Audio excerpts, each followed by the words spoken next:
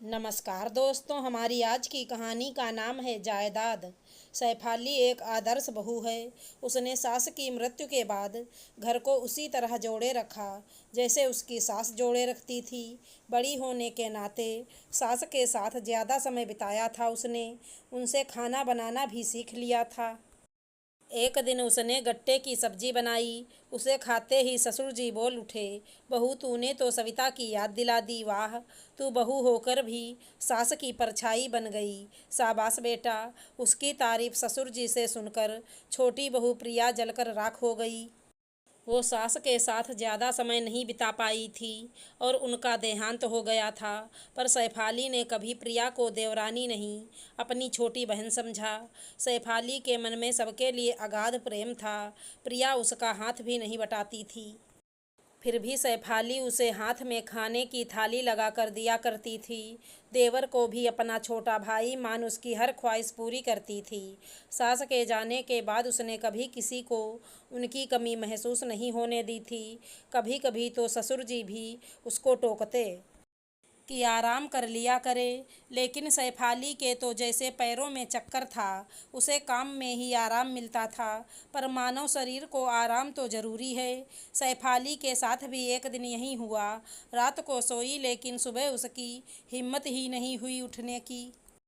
वह चाह कर भी अपने शरीर का बायां हिस्सा हिला नहीं पा रही थी। इधर उसका पति सुरेश चैन से सो रहा था।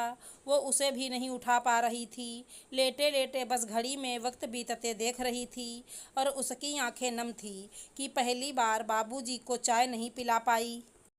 ना पति देवर और प्रिया का लंच तैयार कर पाई। पर अपने शरीर से मजबूर वो कर भी क्या सकती थी। मन में बस अपने कान्हा को याद कर रही थी। इतने में सुरेश का अलार्म बजा। 7 बजे थे। वो आंखें मलते हुए उठा तो देखा सैफाली अभी बिस्तर पर ही लेटी हुई है। तुम्हें क्या हुआ सैफाली?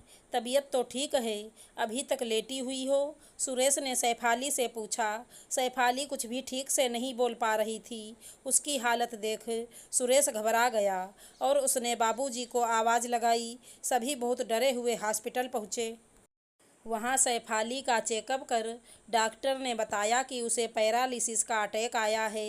यदि समय से ना पहुँचते तो पूरा शरीर पैरालाइज हो जाता। बहरहाल उन्होंने सैफाली को एडमिट कर लिया और उसके दिमाग की जांच होने पर पता चला कि वहाँ एक ब्लड क्लांट है, जिसकी वजह से सैफाली की ये हालत हुई है। उसे ऑपरेशन से हटाया जा सकता था, लेकिन खर्चा बहुत होगा। बाबूजी ने डॉक्टर से कहा, आप खर्चे की चिंता ना करें, बस मेरी बहू को सही कर दीजिए। ऑपरेशन का खर्चा पूरा करने के लिए बाबूजी ने गांव की ज़मीन बेच दी। एक छोटा सा घर भी बेच दिया। जब प्रिया को इस बात का पता चला तो वो बाबूजी के पास जाकर बोली, ये जो आप एक एक करके बेच रहे हैं, इस पर मेरे पति और मेरा भी अधिकार है। आप अपनी जायदाद एक ही इंसान पर नहीं लुटा सकते। मैं घर को बर्बाद नहीं होने दूंगी। बाबूजी मुस्कुराए और बोले, प्रिया सैफाली के बिना मेरे पास है ही क्या जायदाद के नाम पर। ये ज़मीन और घर तो एक ना एक दिन बिकने ही थे।